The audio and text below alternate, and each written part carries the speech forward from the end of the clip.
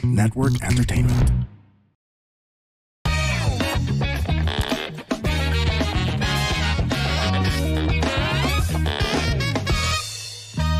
Warning! This program is created with adult consent and the content is for entertainment purposes only. Huwag nyo namang seryosohin masyado.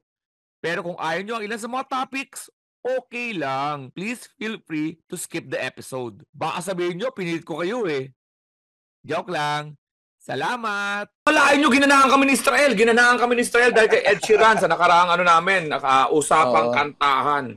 Ito lang po ang tanging podcast. Ang Punchline with Alice Calleja and Israel Benobra po, ang ating resident fact checker. Israel? Hello sa inyong lahat. Magandang araw sa inyo. Yan, ito lang po ang podcast na hindi namin alam din kung saan pumunta. Pero so far, ang plano namin ay usapang kantahan. Tignan natin kung anong magpapabok sa amin para gumawa ng episode dahil doon sa topic na yun. Oy, award-winning podcast to, ha, kaibigan. Yes, award-winning. Spotify exclusive for 2 years. Pagkatapos nun, umasenso na. Ginagawa na lang itong pastime. Kaya mga kapanchis, kung maasa kayo ng mga meet-up, wala po tayong plano pa dyan. Wala muna. Hindi pa po dyan namin. Tayo lagi. May meet-up naman tayo lagi sa mga show. Mga show, siyempre puro yung mga stand-up natin. Talaga doon tayo nag-ano. Pero tingnan natin. Papadami tayo ng mga followers para masaya.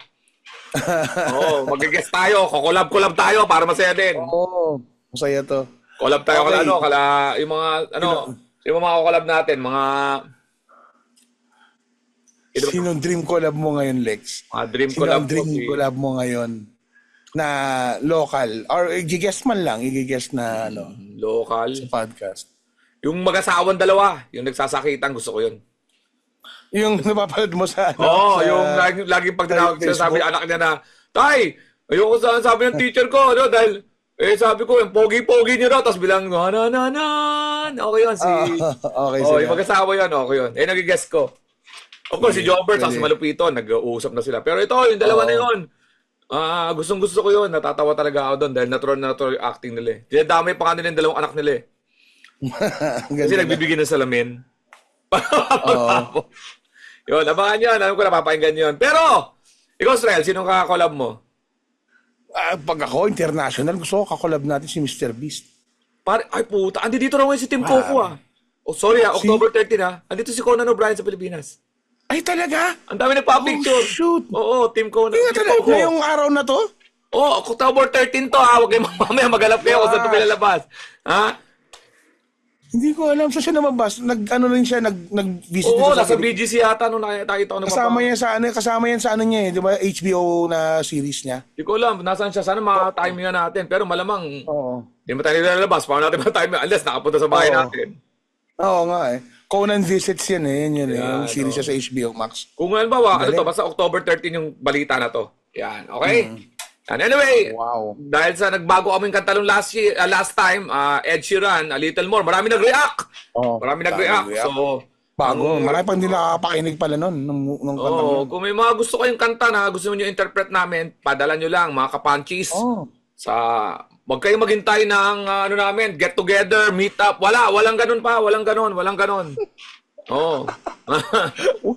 Wawalo tayo niyan. Wawalo tayo niyan. Abunado pa tayo. Magmamax lang tayo. Maxes lang tayo. Tapos, pipili na ako 3 mesa. Tapos, huwag pa tayo maingay,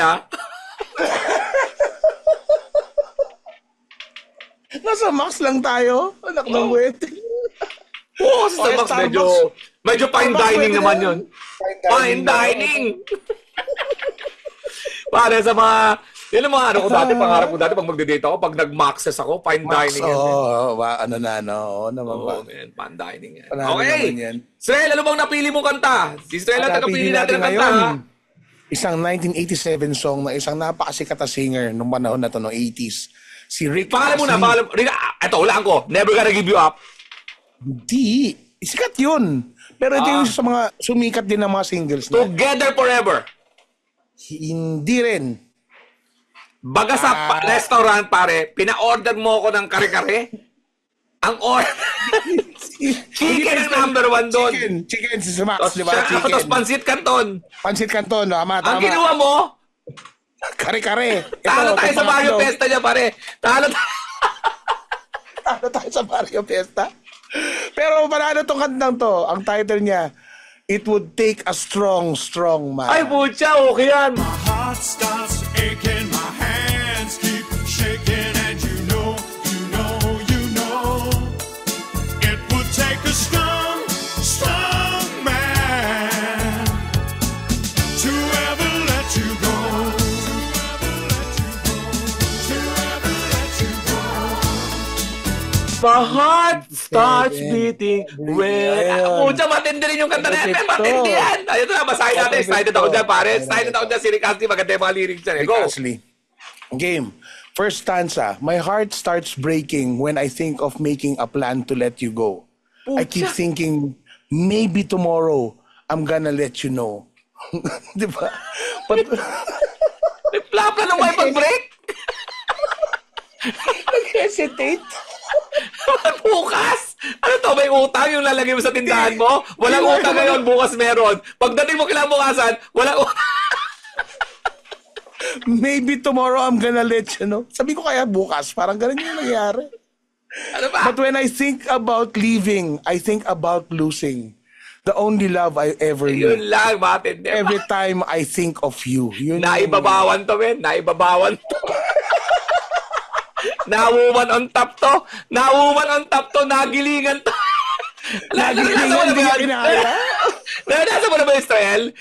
Oo, yung Yung gusto ganon. kong ispitahin sa babae, pero putang galing mag... Pag tuwing maaalala mo siya, yung parang, ay, naku po, Panginoon. Parang, Hindi lang. Pag mag-shota kayo, yung iispita mo na, may ginawa sa'yo masama, pero pagka naalala mo yung gumagano sa'yo.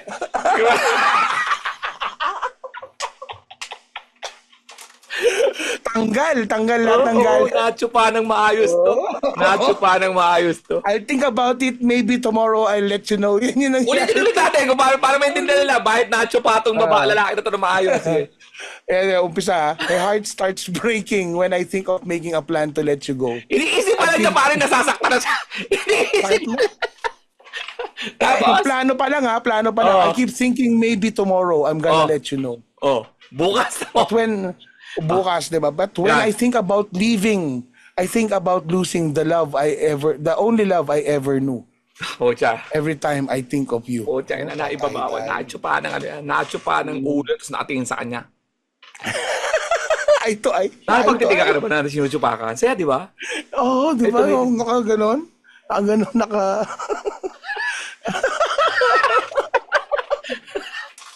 Ito yung look na. Ito yung look na. Pag...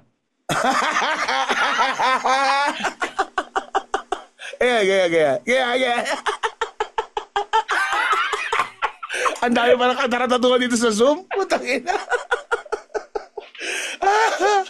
Tapos, ano sunod? My heart starts aching. My hands keep shaking. And you know, it would take a strong, strong man to ever let you go. Ayan yun. It will take a strong. Strong. Nanginig pa yung kamay eh. Nanginig yung, my hands keep shaking. Droga na. Padroga na. Parang droga yung dating ng babae. Pucha, Oo. tindi nito. Sumakit yung puso, nanginig yung kamay. Oo. Would Hindi take a pa niya strong iniispitan. man daw. Hindi pa niya iniispitan. Hindi pa. Iniisip pa lang niya. Iniisip pa lang niya. Sige. At next, my heart's been hurting when I see you flirting. Nako po. Puta. Every night out on the floor. Oh. On the floor. Patay. I keep thinking maybe tomorrow you'll grow to love me more. Puta, Dancer? nagago, dancer. Dancer, tama ka dyan, Israel. Jumowa ng beer house. Parang yung kakilala natin, kaibigan natin. Ba't ka jumawa dyan? Ang Oo. galing yan. Masasaktan ka talaga dyan. Kasi Masaktan every ka. night yan. When I see you flirting every night out on the floor. Oo. Ay, dyan. Jumowa ka ng GRO. Oo. Talagang mahasaktan ka nga naman yan. Oo. Tapos Kasi umaasa siya na, hindi mo pinagretiro? Tanga to? hindi, umaasa siya eh. Maybe tomorrow you'll grow to love me more. Ay, ako. Grow! umaasa siya. GRO nga! You'll grow! GROW. Tanggalin mo na yung W. Okay na yun. Puta na sakit na mata. Patay Tayo tayo. na naisip. Nakakalanin lang tayo ng floor. Dancer. Dancer. Ladies and gentlemen, next on the dance floor, Sheila Marquez. Alala mo yung, paano sila sumasayaw? Yung walang gana lang. Lagi sa salamin, titignan yung reflection. Sinaayos yung bra. Inaayos yung dito. Stoic yung mukha. Ay, nako. Ayan na. But whenever we're together, I could leave you never. Lagi na siyempre chunuchupa ka! Together. Even though you treat me cruel. Ay. Every time I look at you, patay. Naabuso pa siya. May tsura yung babae talaga. Malamang Oo. madalas matable sa Oo. Hey, it's Nikki Porter, and I'd like to invite you to catch the episodes of Nuggets of Nikki, a podcast where I share bite-sized insights as a relationship coach. Because, in case you haven't noticed, healthy relationships these days seem very hard to come by. Everyone seems to be dealing with their own ish, right? They don't want to commit when they deep down want a relationship. They want to connect with their partner, but they ignore them instead. They know that something's bothering them, but they don't tell their partner, so they resent them over time. You know, the usual stuff. Through each episode, we'll work through all the different variables at play that might be keeping you from becoming an empathic partner by first figuring out how you can be a worthy partner for yourself. If this sounds like your type of podcast, be sure to give Nuggets of Nikki a follow. Then let's get to it. Saka yun na, magaling na all throughout, magaling na. Ibabawan. Pare, tinutit pa siya ng cruel. Oo. Siya pa yung naaabuso. Paano mo pag-pronounce ng cruel? Cruel? Cruel? Cruel? Ewan ko eh. Oh. Cruel. Cruel. Paano tatrabaho siya doon sa B-Rose din? Kasi cruise siya eh. O pwede. Ano siya? Hindi naman bouncer siguro kasi may Hindi, nagawa waiter yan. Waiter yan. O kaya nagmamasahe doon sa CR ng mga lalaki. Oo, yung mga naghahawak sa'yo habang hawak mo sarili mo. Habang iiwi ka. Minamasahe ka ba? Next, pare. Balik tayo sa ano, my heart starts aching, my hands keep shaking. Tapos sabi niya, I tried to resist you. Ay, pocha. When you're gone, all I ever do is miss you. Patay. Oo. Anyone in love would tatrabaho? Sa Miss You. Sa Miss You. Miss Universe. Tama doon? Di pa, pero sa ano yan, di ba? Sa Pasay. Ay, Pasay ba yan? Pasay. Oo. Nakakwento lang sa akin. Ano yun? Ang pangalan nun, Miss Universe. Miss Universal. Tapos nagka-raidan, tinanggal yung ginawang Miss Universe. Tinanggal yung AL? Oo. Parang yung Alibambang. Oo. Nung na-raid. Na-raid. Ginawang Bangbang Ali. Totoo nga yan? Totoo sa Cubao! Hindi na nakita ng mga polis yun. Nung nakita nila, naligaw sila. Hindi na na-raid yun. Nasaan ba yan? Ginawang Bangbang Ali. May waste na ba noon? Miss Universe, ginawang Miss Universal. Basta ganun ang kwento nun na Miss Universe, ginawang Miss Universal. O Miss Universe, naging Miss Universe. Basta, yun, sa Pasa yun. Anyway, go. When you're gone, all I do is ever miss you. Anyone in love would know. Anyone in love would know. Anyone with half a heart could never let you go. Patay. Yun talaga, in love talaga siya. Strong. But when I think about leaving, I think about losing the only girl I ever loved. Yan. Can't you tell me why do you hurt me? I guess some people never see, especially a fool like me. Talagang nagpapaabuso siya, no? Oo, talaga. Masochista, sadista. Oo. Yun siya. Pangit siguro itong lalaki na to. Baka. Waiter nga. Hindi ko. Hindi. May talent din. May mga talent din. Ibig sabihin, ang ibig na sana namin sabihin, malamang, kumpara doon sa babae. Star dancer to, tapos waiter siya. Oo.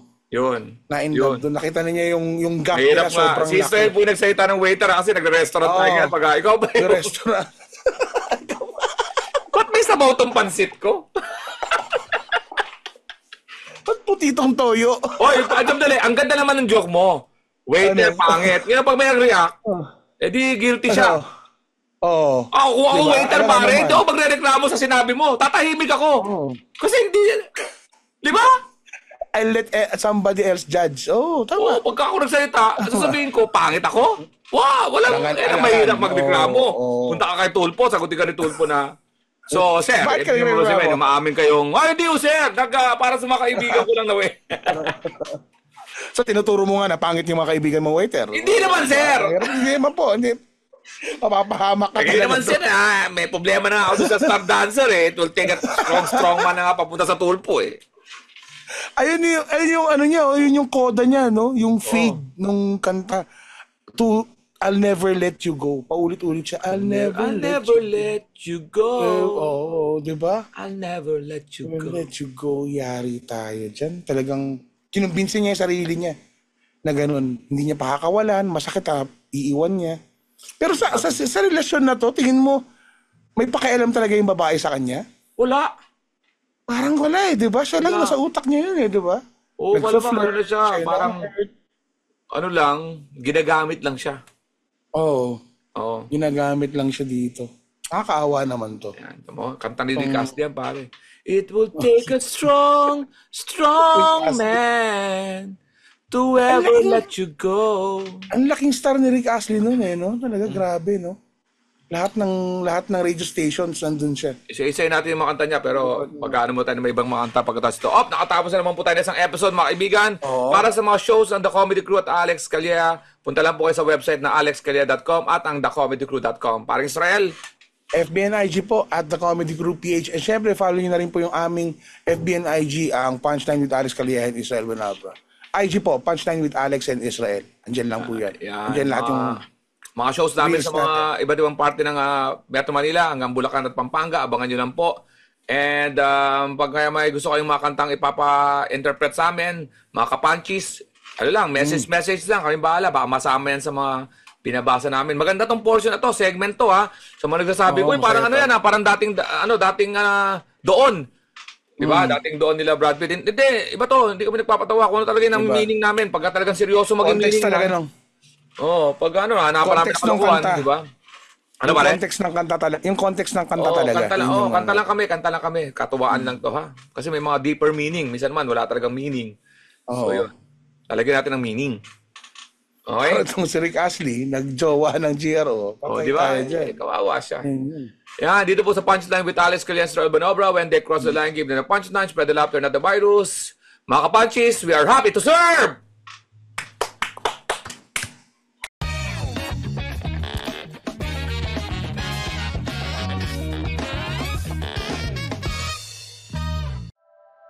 The opinions of podcast creators, hosts, and guests are not necessarily reflective of the official stance of the Pod Network Entertainment, its hosts, or other network programs. The content created by the people behind the podcast is personal and not meant to harm any religion, ethnicity, group, organization, company, or individual.